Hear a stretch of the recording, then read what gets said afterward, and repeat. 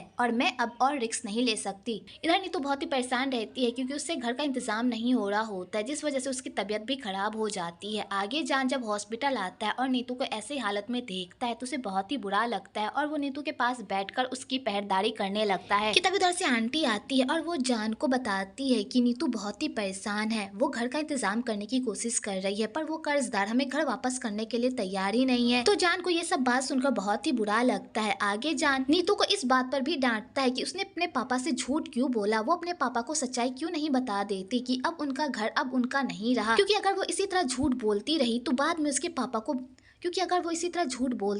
और बाद में उसके पापा को पता चला तो उन्हें बहुत बड़ा सदमा लग सकता है। और इस बात को लेकर दोनों में बहस हो जाती है और नीतू मुंह फुलाकर वहाँ से चली जाती है। तो जान उससे माफी मांगने के लिए उसके घर जाता है और कहता है मुझे माफ कर दो, मैंने तुम्हारी फीलिंग को नहीं समझा, मैं जानता हूँ ये सब तुम सिर्फ अपने पापा के लिए कर रही हो ताकि उन्हें कोई सदमा ना पहुंचे। तभी उसकी मॉम का कॉल आ जाता है और वो उसे घर बुलाती है। आगे जान जब घर जाता है तो वो सुनता है कि उसकी मॉम जल्द से जल्द उसकी सगाई मीना से करने की प्लानिंग कर रही है। तो जान ये सब सुनकर पूरी तरह शॉक्ड हो जाता है क्योंकि वो मीना को पसंद नहीं करता और ना ही वो उसे सगाई करना चाहता है। इसलिए जान इस शादी से बचने का एक प्लान बनाता है और वो नीतू को एक ऑफर देता है कि अगर वो उससे शादी कर ले तो वो उसका सारा कर्जा भर देगा, हॉस्पिटल बिल भी भर देगा और उसके घर को वापस लाने में भी उसकी हेल्प करेगा। तो नीतू उसकी बात मान लेती है क्योंकि उसे अभी पैसों की बहुत जरूरत होती है। आगे वो दोनों मिलकर उस कर्जदार के पास जाते हैं और जान उस कर्जदार के मुंह पर पैसे मारकर नीतू के घर को वापस ले लेता है। उसके बाद वो दोनों कोर्ट जाकर कोर्ट मैरिज कर लेते हैं। आगे जान नीतू को कहता है जैसा मैंने तुमसे वादा किया था मैंने उसकी सारी चीजें पूरी की, मैंने तुम्हारा सारा कर्जा दे दिया, लेकिन अब तुम्हारी बारी,